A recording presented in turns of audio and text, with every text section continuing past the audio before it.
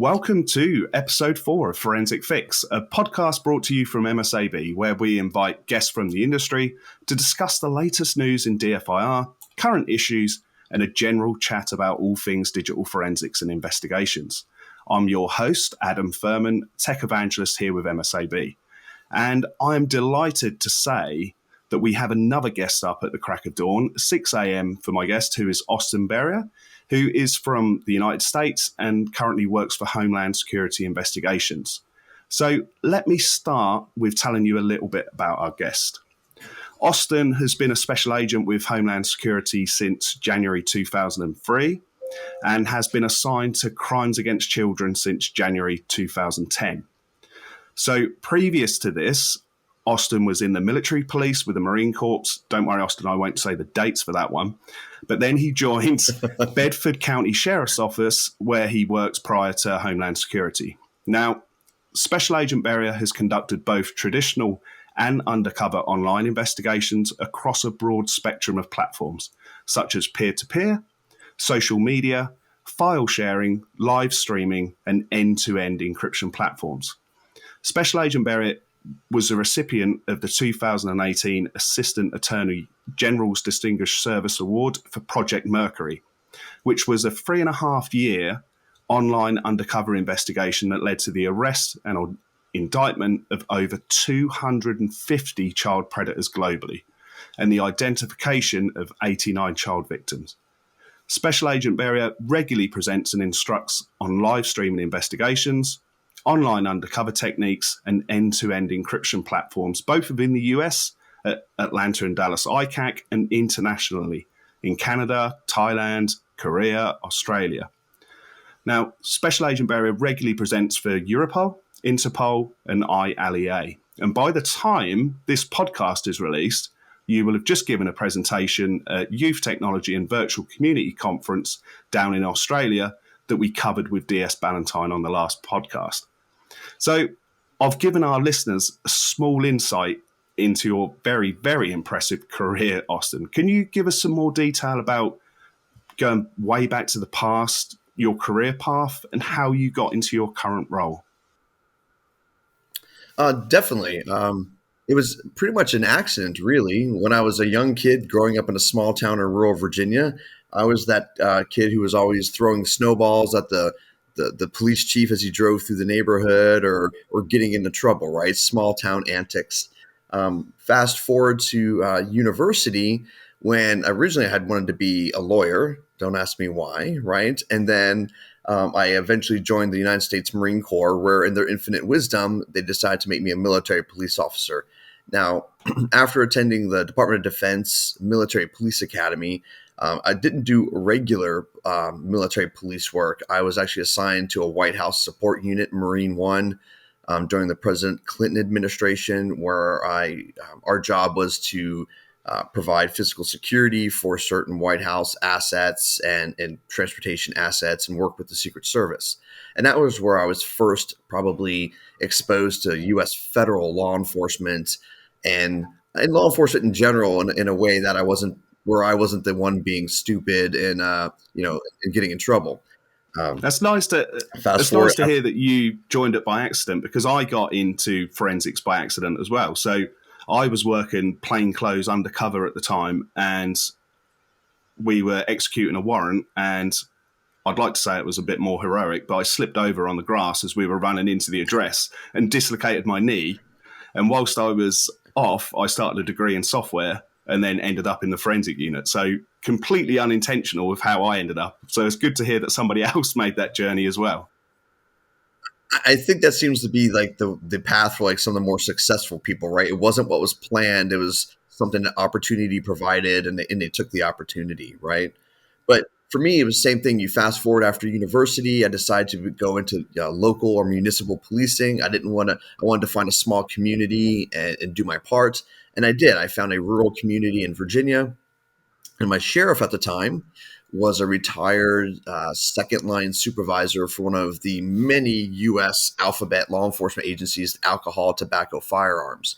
And after a few years of keeping my neighborhood safe, so to speak, I did kind of get bored. I think I was looking for something more exciting, mentally, mostly, right? Something that was more mentally stimulating. And I spoke to my sheriff, and he was the one who suggested that I go work for the United States government. And at that time, prior to the creation of Homeland Security, after 9/11, there was a federal agency called the United States Customs Service, which would be like in England, right? Her Majesty's Customs and Exchequer, right? That was eventually, I believe, rolled into Yeah. NCA or something along those lines. That's really what happened here in the U.S. The U.S. Customs Service had investigators. I was hired by them. 9/11 happens, right? And then while I'm at the academy, they literally just changed the name of our agency, right? They crumpled up the old paper, pulled out a new paper, wrote a name across it, and switched out Yeah. badges. That's how I came to be with HSI. Now, getting into the computer crimes, cyber crimes world, again, when I was a young federal agent, it was all about narcotics and guns and drugs and all the running around with your hair on fire and the blue Yeah. lights flashing. Remember I was having a conversation with my dad. I would have been, in my late 30s, which now feels like so long ago. And my dad was telling me, when are you going to come in out of the rain, is what he said. He said, the criminals aren't getting any younger, but you're definitely getting older. He said, you can't keep doing this. You're going to, I think he told me something along the lines, you're going to break a hip one of Yeah. these days. And so I was looking around our office to see what type of white collar crimes were available. Financial crimes didn't really strike me as anything interesting. Looked kind of Hmm. boring, and math wasn't my favorite subject, anyways, in school. And then we had an opening in our child exploitation and cyber crimes unit, and I said, "Well, I'll give this a try." And that was 13 years ago, and here we are Yeah. today. And you play a big part in and support Child Coalition as well, don't you? And recently you received an award from them for your sort of work and dedication. What can you tell us about what you do with Child Coalition and how they're helping? Right. So CRC, Child Rescue Coalition, one of the great things about them is they've developed software that individuals in the business are aware of that we use Yeah. investigatively. Right. And not, different NGOs have different missions. Some are educational, some are build awareness, some like CRC build tech tools that law enforcement uses. And our agency has been using their software for quite some Yeah. time, and along with agencies from around the world, right? And that's fantastic software that helps identify offenders. And they're also, we what I like about CRC is they're always coming out to the field or to the investigators and saying, "Hey, what's the next crazy thing? Where's the next place you would like to see a technical Yeah. solution? Where's another space that we can help you?" So they're really good at doing that too. They're not sitting back on their laurels, and accolades. They're always looking for a new space or a new way to help Yeah. I coppers. was certainly aware that we were using it in the police force that I worked for. I believe an ex-colleague of mine who we both know, Tom Farrell, introduced it there, and it had huge results, absolutely huge results. And like you say, the detection rate was very, very impressive, and it brought a lot of predators to justice. Yes, it's a fantastic tool, and it's and some of the stuff that they're creating, and I really can't go into a lot of the detail on that, right? Because I don't think it's Hmm. been like rolled out, to everybody. But they've got some really cool stuff in development that I've been testing for them. It operates in a different, newer space of the internet in the E2EE spaces. And again, it's a fantastic tool that helps cops identify bad Yeah. guys. Right? That's the problem. The internet is growing exponentially isn't even accurate. It's if you could have exponentially Yeah. squared, right? The internet's just growing. Every day there's 10 new spaces where offenders are, and law enforcement and government cannot keep Yeah. up, right? We don't have the time, the money, the expertise to build these tools. So it's kind of up to these NGOs to fill Yeah. those gaps, which is unfortunate, right? I mean, I'm glad they're doing it. I just wish that government funded this crime type, or society funded this crime type like they do some of Yeah. the other ones. Because, like you say, we've had some amazing projects like Project Vic and Cade here in the UK and the one in Austin, which are doing great for helping investigators once the suspect is brought to sort of justice. But we need that technology to identify them first, because, like you say, the internet has exploded within our lifetimes. And when I look back and think of my first computers and sort of cell phones compared to what, you know, the average iPhone now could power the first mission to the moon. So Yeah, that's absolutely correct. I remember I can't remember who it was. It was some famous morning talking head here in the US, like Kelly Ripa or somebody like that back in the 90s. And they were talking about this new thing called the internet. And I remember there's a statement that people make fun of. And they said, yeah, I don't know if this thing's going to really take off or not, because it was slow, it was complex, right? The old, AOL where you're paying by the minute kind of days. Right. And like you said, absolutely. I've been doing this crime type since before Blackberries existed. Yeah. There's people nowadays who don't even know what a Blackberry is. So that tells you something, right? We were doing cases on guys were still emailing it together, or they were using just news groups were still being used, and IRCs and stuff. Now we're doing end-to-end encryption on our phones, and there's live streaming. Kids are live streaming from their bathrooms to some creepy guy across the planet. Yeah. It's a mess. A lot of it is education as well, isn't it? Because like I'm on social media platforms and I see like my family on them, and you see people who share like what they deem as an innocent picture of children in a bath, or, what everyone would deem as innocent. But those images fall into the wrong hands. And yeah, a lot of it is education for people sort of our age as well as sort of younger about how some of these supposed innocent images can be used, because we see it all the time. Yeah, absolutely. I've seen some progression in my time in this crime type. We used to be focused on getting the bad guys, which is of course important. And then we've switched to being victim centric, right? Where it's find that child, and I hate the term rescue a child. I think that the child rescues themselves emotionally. We are just intervening, but it's most other crime types, at least in the U.S., right? We'd rather prevent it. Police don't sit in the station waiting for the crime to happen and then respond. They're out actively patrolling, trying to prevent crime by their presence. Wouldn't it be great if we could prevent the abuse through either education or technology, some kind of deterrence, as opposed to allowing the child to be abused in the first place? And I think that starts at home, right? Parents have to be engaged with their kids. Children have to be appropriately but realistically educated about the dangers online. Yeah. If mom and dad are sitting at the end of the sofa playing, fantasy football or Candy Crush, well, the kids and ignoring their children, well, what are the kids going to do? They're going to model behavior, and they're going to get online looking for validation. Yeah, exactly. And you made a good point of this industry is about victim identification now. And I touched on this in the last episode with Scott, and I mentioned how Cade and Vic and things are a great tool. Unfortunately, due to the sheer sort of volume of data and exhibits police are handling now, sometimes they're charging on the back of Project Vic and not even reviewing entire cases. So that there's potentially unknown victims there because they've already met the threshold to charge somebody. And I was very, very fortunate in my old police force that we had a chief constable, so the head of our police unit, was head of child abuse in the UK. And you probably know him, Simon Bailey, who does a lot of work with child CRC as well. And I just saw him a couple of weeks ago, in Boca. And he always made us still review every single image because of that potential victim. So, but I am aware of a lot of police forces just don't have the resource to do that. And yeah, you take those numbers, you add the numbers of 29 million NCMEC referrals a year and some of these other insane numbers, you could have 1 million police just working this crime type, and it wouldn't be enough, right? So I think, this is a great place where technology can be a force multiplier. I know, for example, facial recognition is a hot topic.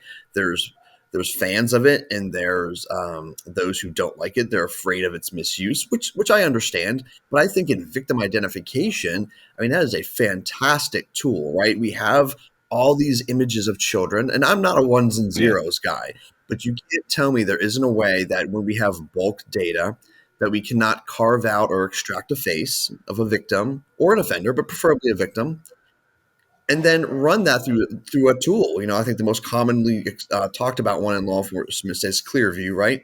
and run that through a tool like Clearview, and now you've got a possible match to some little kid's Instagram or Facebook or their Snapchat or whatever, TikTok, right? And now at least you have a starting place, and you can hopefully go out, because a lot of these kids now, especially in the self-produced content where the offender is coercing kids from across the planet to self-generate abuse material, like in their bathroom. A lot of those kids, they never come forward, right? Because it's they're not going to, unless mom or dad walk in on them, or a lot of times, they're asked to bring in their friends, or it might be 10, 15 victims down the road before some child has the strength to disclose. But if we could automate that process, and then now what you're doing is, right, now you're having coppers have to go out and knock on a door and say, hey, we think your kid's been a victim, but at least it stops it, right? And I think that would be a fantastic use of technology, but people are afraid of technology, right? And cops, sometimes we shoot ourselves in the foot. If we use the technology incorrectly without proper training, then we set a bad precedent, right? We have to know what we're doing. And you're right, because that technology already exists. And obviously last year Apple spoke about using it, about turning it on, detecting CSAM, and then they, because of the public backlash, they suddenly sort of wound back and haven't introduced that technology. But it exists. It's already there. Well, if you've got an iPhone or an Android device, how do you think when you run a search for, say, a dog, it categorizes all your dog pictures? Because every night, Apple, Android, they're all running very smart AI. Now, that technology could be used for good. Absolutely.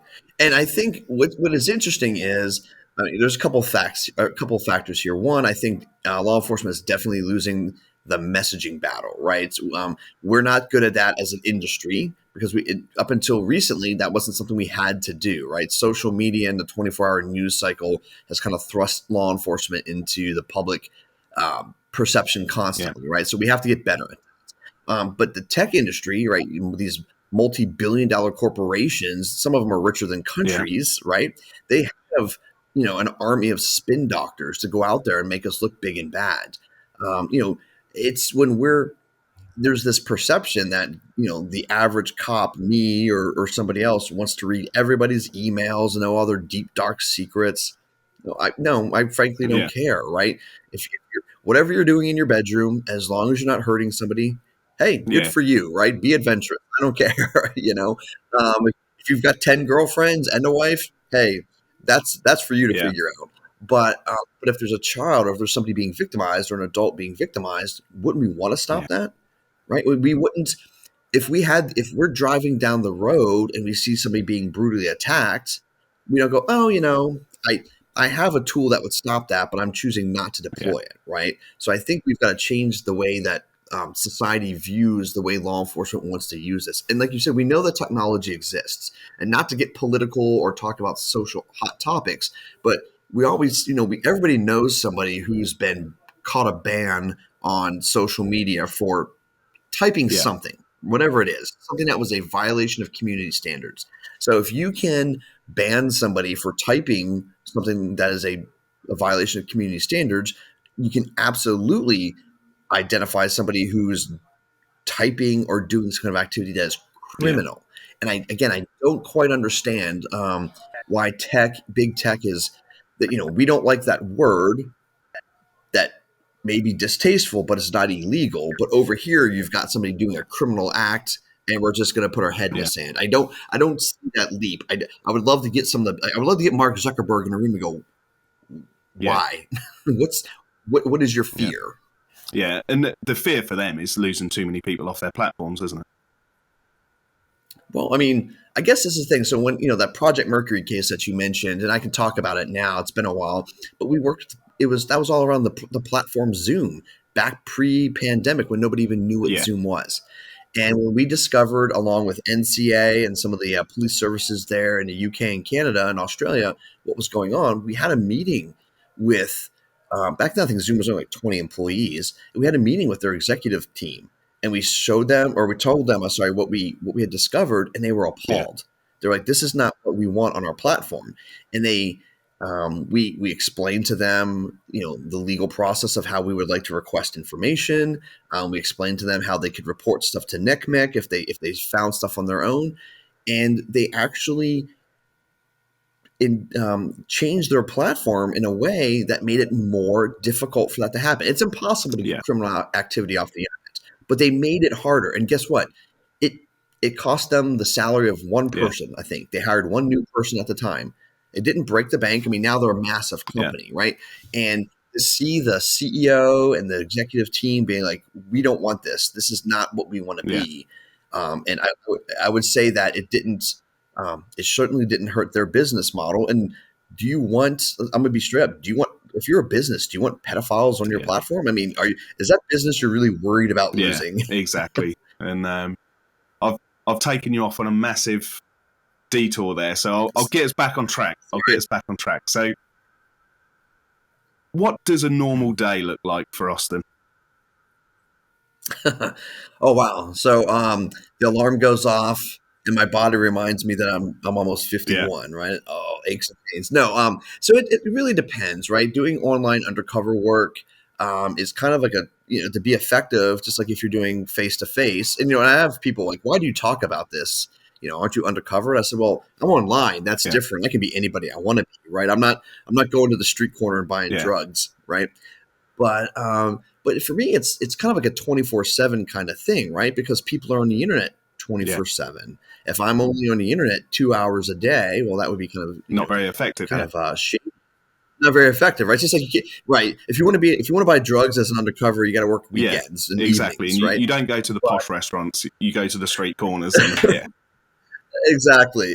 You have to know your role or know your spaces. But that's what it is, right? I mean, it's for me, it's a constant online, dealing with the offenders and trying to, identify them, of course. And then you throw in there, you know, emergencies. Like, there's a really great international community of people that do this work that somebody will identify a child at risk, something that's brand new. Like right now, this is happening. That's kind of how Project Mercury kicked off. And it's really cool to watch this international coalition, an unofficial coalition, get together and solve this problem and find this kid. But I do that through the day, and then unfortunately, policing now is a lot of writing. So there's a whole lot of writing and a lot of report writing and documenting what you do. And then, of course, like for example, this past week I've been in trial, so there's a lot of testimony and stuff like that. But for me, the undercover portion of it is pretty constant, right? It's 7 days a week. I've identified bad guys and children on Christmas Eve and on Easter, and and stuff like that.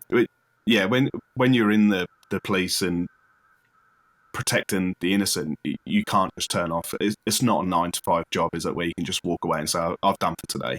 Like you say, it's reactive, right? And it is, and that's a hard thing, right? Because something it's become important to me in the last few years is the mental health and resiliency of our people doing this work, right? We see a lot of burnout, and you have to figure out a way. You do have to sometimes walk away and turn it off. Your families, your friends deserve the officer's time as well, the agent's time.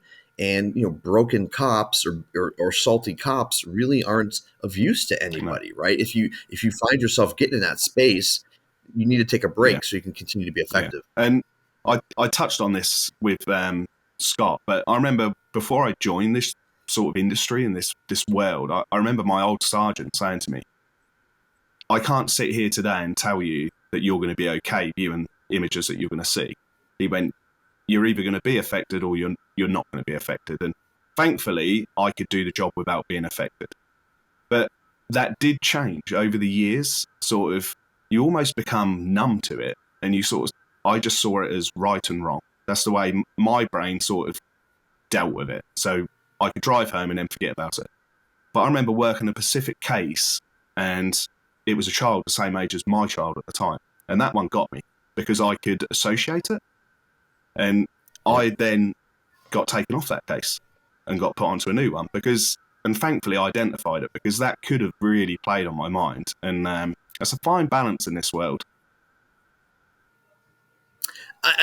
You're 100% right. I think Like I try to tell myself that I recognize that it affects me, but I've tried to come up with a healthy coping mechanism, because if I ever get to the point where I'm so dead to the Yeah. content, then it's time to move Yeah. on, right? Because then you know, a good cops still have their Yeah. humanity, right? I mean, you still need that. So you have to figure out what that coping mechanism is, right? Do you have that little walled off space in your brain where you can put this Yeah. stuff? And then you have a healthy outlet. Anybody who's friends with me and knows that I'm a huge Star Wars and Lego Yeah. geek. So if my family ever sees me sitting down and building 5,000 pieces of Lego over the weekend, they know, okay, well, Austin had a particularly Week. cruddy week, and that's my Yeah. coping mechanism, right? That's how I get rid of it. But no, it's and that's one of the issues that I have with the law enforcement management community in general. Like, I'm not saying like my bosses, I have fantastic chain of command, but like as an industry, so much of law enforcement historically has been, drugs and guns and crimes of violence, or at the federal Yeah. level, it's different types of crime. And I don't think people realize that this crime type affects its investigators. And we see that in the fact that, again, it's woefully Yeah. underfunded, Well, right? well, No sometimes, other yeah, crime. sometimes it's seen as victimless, isn't it? And that's one of the things, Oh because if you catch someone sharing illegal images, like, thankfully, I was always distant from it. So as a forensic examiner, we had to act as a third party. So even though we were police officers, we had to be respectful to the prosecution and the defense. So we worked on behalf of both. So I never got to meet the people, which I think helped me. And one of the things about that is, because I never met the people, that's how I dealt with it as right or wrong. But it's just, yeah. And Well, it's interesting. Like, for example, this case that we're in trial now. I mean, obviously, I can't go into a lot of detail, but and it's a CCM possession case. But the content was particularly horrific. It's yeah, infant stuff, and when I say infant, I'm talking children that aren't even old enough to yeah, roll over. Right? They're like almost newborns.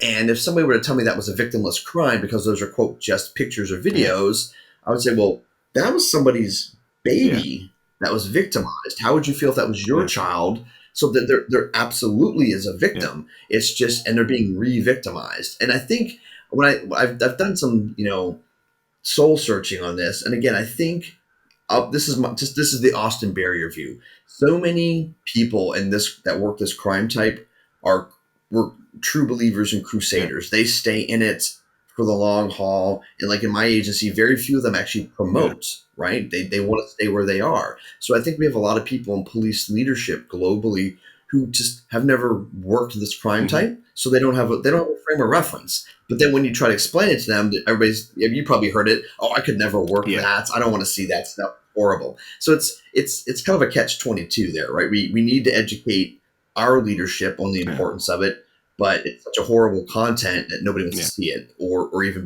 learn about But it. it was good to hear at the start of you talking about, like, the alliance of, we say the internet, it's a great place and it's a bad place. And it's a great place for the alliance of internationally working together. I remember one case we worked, and Tom would probably remember this one as well. I won't say where the gentleman works, but he worked for an agency that should have been looking after people. And he was caught, and he was in our sort of jurisdiction, but we didn't catch him because he was a Right. techie guy. He knew what he was doing. But one thing he forgot was to turn his location data off, and New Zealand police caught him. And they then passed the package to us. We executed, and we would have never have got him if it wouldn't have been for international working. Well, and that's the thing, right? The internet is a borderless entity, right? I mean, you're crossing international lines or state lines or provincial lines Yeah, constantly. Now, the bad guys, they don't; those lines on a map mean nothing to them, right? But they do to us in law enforcement. That's your bailiwick. That's where your yeah, jurisdiction ends. But that doesn't mean I can't pick up the phone or send an email or a text or a signaled yeah, chat to a friendly cop or somewhere else. And and there's official policies on how to communicate with agencies, and that's very bureaucratic in nature and takes weeks or months. But I think what we're starting to see is in this community is that there's a need for instantaneous communication amongst coppers around the world, right? Hey, I found it in your neck of the woods. What do you think? And we're being allowed more and more to have those communications, because the goal is to identify that victim, right? And you can, once you have that information share, then you can send all the reports and everything formally through channels. But you've got to let that other cop, like you said, in your neck of the woods or New Zealand, Christchurch, wherever. Hey, there's a baddie in your area. You should look into this, and that can't take weeks when there's kids at risk. Of course. And with your sort of experience over the years of these types of investigations, we've sort of touched on them a little bit, but what would you say the biggest challenges that faces us today? 100% funding, and that covers a wide range of things, especially here in the US, right? We have the ICAC model, right? The Internet Crimes Against Children Task Force, which here in the US is generally comprised of local municipal agencies with a federal partner. Yeah. And those local agencies generally are mandated to work crimes, and again, in their jurisdiction, right? And that makes sense, right? You're a city or a county or a state agency. And then the federal partners help with the bigger stuff. But they still have with the NCMEC referrals and referrals coming in from their patrolmen and stuff, they have tons and tons of tons and tons of cases. But then even at the federal level, where we're expected to work these big, large-scale, complex investigations, some of our agencies, and even in the big cities, only have one or two people working this crime type. Right now, in my office in Phoenix, we're lucky; we have a 10-person squad working this, and to me, that shows my bosses take this seriously. But that funding goes not to just bodies, because we can't throw enough of bodies at it. We can't. We would have to have, like I said, 1 million cops working this. It goes to technology, forensic tools. The tools that we use after the fact cost money, and I understand companies have to keep the lights on and make salary, and that's perfectly fine, right? But we're not spending money on making the job easier. I guess we need to be developing technology, like I said, on that front end. That's either helps with detection, helps with prevention. Like I know there's you're talking about Tom Farrell. I know that their organization, I think, is doing some pretty cool stuff for some preventive tech, and I think they were just. I think the Crown or somebody there in the UK Home Office or somebody is helping them, working on that with them and some of the other organizations, because in a perfect world, we would fund this to the point where on the front end, it decreases the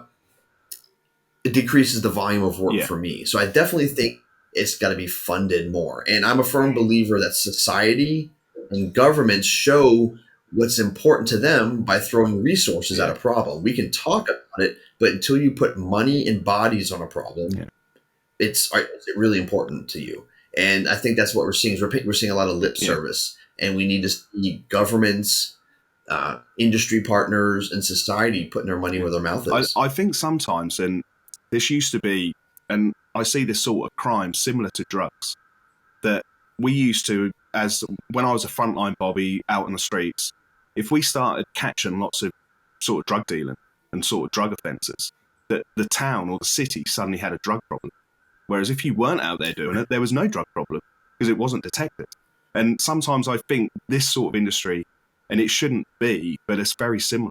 Right, it's like those old statues or cartoons of the three monkeys, right, covering their eyes, ears, and mouth. Right? Absolutely, or the head in the sand of the ostrich. Right. If we can ignore it and put our fingers in our ears and go la la la la la, it's not happening, and that's appalling, because there's real humans. This isn't a property crime. This isn't like a sudden explosion of graffiti on public property or property damage to car parks. This is children. These are our most precious commodity, right? And we're not even doing the bare minimum.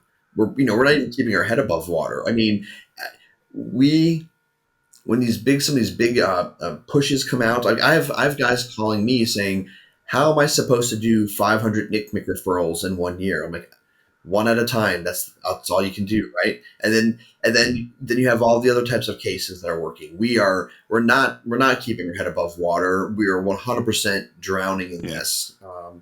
There's got to be a smarter way, and I think technology holds the key. No, I agree, and not trying to put people off who are considering a career in this industry, but for those who may have recently just joined, they're at the bottom of the ladder thinking, what have I done? Or for those people who are considering it, what advice would you give those people, Austin? I definitely give this work a try. Obviously, it's not for everybody, but if you have a squad or a team in your agency that's looking to do child protection, ask if you can do like a temporary assignment with them, because you need to see the reality of it and know if it's something that you can mentally and emotionally handle. But I think this is the most rewarding thing I've done in my law enforcement career. I mean, other crimes are important. Don't get me wrong. When I was a municipal police officer working domestic violence or taking drunk drivers off the road or street level narcotics, right? That's quality of life too. But this, I think, the key is that the victims themselves did not choose to be there. Right, I understand addiction and how there's levels of choice and stuff, or codependency and domestic violence relationships, but these are little human beings who have no ability to defend themselves, nobody to speak up for them, because oftentimes their abusers are the people that are supposed to be protecting them. So it's the most rewarding thing. If you save one kid, if you identify one kid and get them out of that situation, it's like the Schindler's List: save one man, save them all. Right? I can't explain. There's no words that can explain that feeling you get when you know that kid's safe.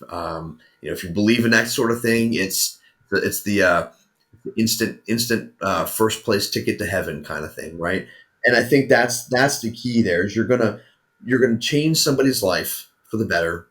They'll probably never know who you are, and that's okay. But you're giving some little kid a second lease on life. And it's not when we all apply for these jobs and we're sitting at that interview board as fresh-faced young coppers, we always say, "I want to make the world a better place."